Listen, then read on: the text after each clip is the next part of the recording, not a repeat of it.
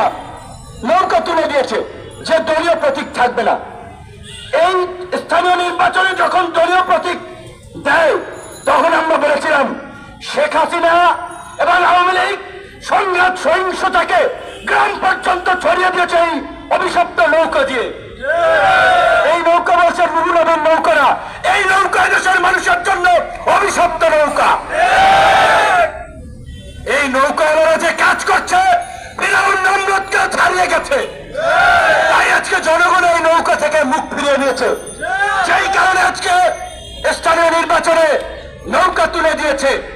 নৌকা তুলে দিলেও কিন্তু ওই নৌকার লুটেরাই প্রার্থী হচ্ছে, ওই দুর্বৃত্তরাই প্রার্থী হচ্ছে। বিরোধী দল সমূহ আনুষ্ঠানিক ভাবে এই ভারত বাটোয়ারার নির্বাচন প্রতারণার নির্বাচন বর্জন করেছে। আপনারা জানেন প্রতারণা প্রশাসনের নির্বাচন করে আবার এই স্থানীয় নির্বাচনেও তারা একই কাজ করছে। কাজে আপনাদেরকে বলবো এই নির্বাচনে আপনারা কেউ অংশ নেবেন না, এই নির্বাচনে কেউ ভোট দিতে যাবেন না। এই চোর ডাকাতদের ভাগ বাটোয়ারার নির্বাচনে কি আপনারা কেউ বৈধতা দিবেন না। জাতীয় নির্বাচনে যেমনি ভাবে আন্তর্জাতিক মহল দেখেছে এই নির্বাচন দেশের মানুষ প্রত্যাখ্যান করেছে, একইভাবে এই উপজেলা নির্বাচনে প্রত্যাখ্যানের মধ্য দিয়ে আপনারা দেখিয়ে দেবেন শেখ হাসিনা এবং আওয়ামী লীগকে এই দেশের জনগণ আর বিশ্বাস করে না। আজকে ব্যাংকিং খাতে লুটপাটের পাশাপাশি তার আগে বলছিল আপনার সড়কে মৃত্যুর মিছিল। ফাটাকেষ্ট মন্ত্রী হয়েছিলেন ওবায়দুল কাদের। শুরুর দিকে ক্যামেরা দৌড়াইতো, বাসে উঠতো, ইয়ার কি করে মাসুদকে বলে মাসুদ তুমি ভালো হয়ে যাও।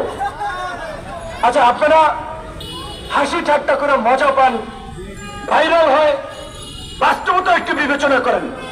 একজন মন্ত্রীর কাজ কি দুর্নীতি অনিয়মের সাথে জড়িত একজনকে বলা যে মাসুদ তুমি ভালো হয়ে যাও, নাকি তার বিরুদ্ধে আইনগত ব্যবস্থা নেওয়া?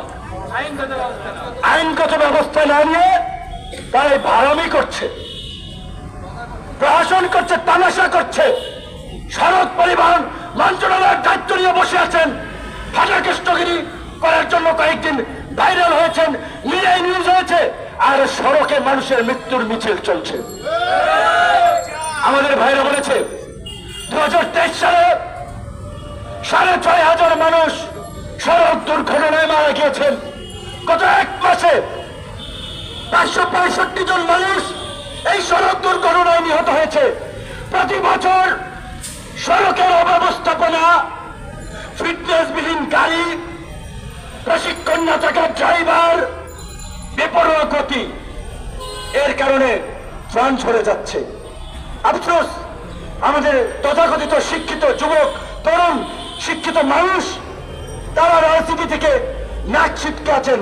রাজনীতি আওয়ামী লীগ করুক, অমুক দল করুক, এইগুলো নিয়ে তারা ভাবে না। আর এই যে ফ্যাসিবাদের দাবিদারি করে বাণিজ্য করার জন্য, টেলিভিশনে প্রোগ্রাম পাওয়ার জন্য, প্রধানমন্ত্রী ত্রাণ তহবিলের সহযোগিতা পাওয়ার জন্য এই দাবিদারদের পিছনে দালালি করছে, গোলামি করছে। একজন সঙ্গীত শিল্পী মারা গিয়েছে, একজন বলেছে, তাই না? সেই সঙ্গীত শিল্পী আল্লাহ থেকে বেহেশত নসিব করুক। আমি আজকের এই তরুণদেরকে বলতে চাই, এই সঙ্গীত শিল্পী মারা গেছে রোড অ্যাক্সিডেন্টে। আজকে যদি এই দেশের সড়ক ব্যবস্থা ভালো থাকতো, সড়ক পরিবহনে একজন দায়িত্বশীল মন্ত্রী থাকতো, এইভাবে শুধুমাত্র একজন, আরো যে এক পরিবারের 3 জন 4 জন 14 জন 16 জন 15 জন যে মারা যাচ্ছে, এইগুলো তো এইভাবে ভাইরাল হচ্ছে না, আলোচনা হচ্ছে না, কারণ তারা সেলিব্রিটি না, শিল্পী না, কবি না। তো এই যে মানুষ মারা যাচ্ছে, আজকে যদি ব্যবস্থাপনা সঠিক থাকতো মানুষ তো মরতো না। আপনারা রাজনীতি করবেন না, আপনাদের শাস্তি এইটা। আপনারা পানিতে ডুবে মরবেন, আগুনে পড়ে মরবেন, রাস্তায় গাড়ির নিচে পড়ে মরবেন। এইটা হচ্ছে রাজনীতি না করা এবং ফাঁসিবাদের বিরুদ্ধে প্রতিবাদ না করার শাস্তি।